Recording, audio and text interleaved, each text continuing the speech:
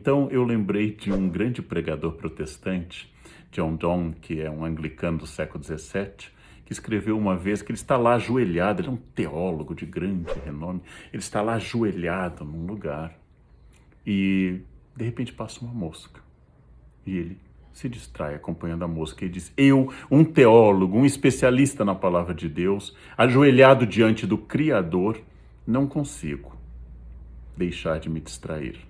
É quase que um consolo para todos nós. Nós temos imensa dificuldade com isso, o foco. E é claro que ele pode ser treinado, mas ele não está 100% sob controle, mas ele pode ser estimulado. Então também diz o professor do livro Foco que nós temos um foco interno, que é a minha capacidade de pensar nas minhas questões pessoais e ficar seguindo um caminho de autoanálise, por exemplo, de reflexão comigo mesmo, de me conhecer ou avaliar o que eu fiz e o que eu disse. Este é o foco interno. Existe um foco no outro, que é a minha capacidade de acompanhar uma conversa, olhar para uma pessoa, esperar minha vez, não ficar interrompendo. Existe um foco no outro. E, finalmente, ele distingue um terceiro foco, que é o foco geral no meio ambiente, o foco amplo, que é o foco na sociedade, na cidade, no ambiente e assim por diante. As situações em que ele é mais necessário.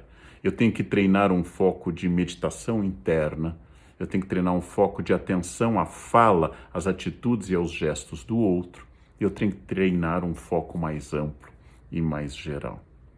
Eu aprendo muito sobre o foco, luto muito para melhorar o meu, mas eu queria acrescentar uma outra reflexão curiosa. No final da vida, Steve Jobs começou a escrever pequenos textos e falas muito interessantes, já sabendo que iria morrer. E tem um texto final de Jobs que eu gosto muito, que é sobre o foco. E entre tudo que ele diz, tem uma questão que me tocou. Ele definiu o foco por um caminho que eu nunca definiria, mas ele está certo. Foco é dizer não. Muito interessante, não é? Porque aqui tudo que eu falei para vocês é sobre o sim. Sim, concentre-se, sim, faça isso. Mas ele quis dizer o não porque, em primeiro lugar, eu não posso encher minha agenda de muitas atividades. Eu tenho que dizer não para não ficar sobrecarregado, cansado e tenso. Sou eu que destruo a minha concentração com muitos compromissos, nem todos tão necessários. Foco é dizer não para estabelecer uma agenda saudável. Segundo, eu posso supor também, a dedução é minha, que foco é dizer não para as distrações internas. Então aqui eu estou pensando uma coisa e vem outra, eu digo não para essa e sim. Então o foco não é apenas concentrar-se numa coisa, mas desconcentrar-se das outras. E dizer que aquilo que importa é isso aqui e aquele outro não importa tanto. Foco é dizer não. Como eu disse no início, o foco pode ser treinado e eu queria reforçar que, não sendo uma doença, ou seja, não sendo algo que precisa de uma autoridade médica, de um profissional na área de comportamento e de medicina, o foco é o grande ativo do século XXI.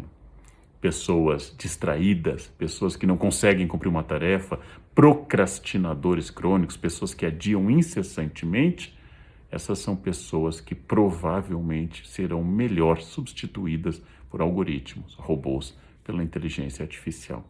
Então o foco é um grande ativo do futuro, uma coisa que deveria ser ensinada, parar de distração com celulares e outras fontes, pensar em uma tarefa com início, meio e fim, ter uma meta, cumprir, avaliar-se nessa relação com o foco e descobrir que a habilidade, o desempenho do foco, talvez seja uma das grandes habilidades do futuro. Em um mundo que todos vivem distraídos, todos vivem em completa distração, sem foco, uma pessoa focada tem um diferencial gigantesco no plano pessoal e no plano profissional. Em um mundo que ninguém presta atenção nas conversas dos outros, alguém que preste muita atenção e interaja com essa conversa chama atenção.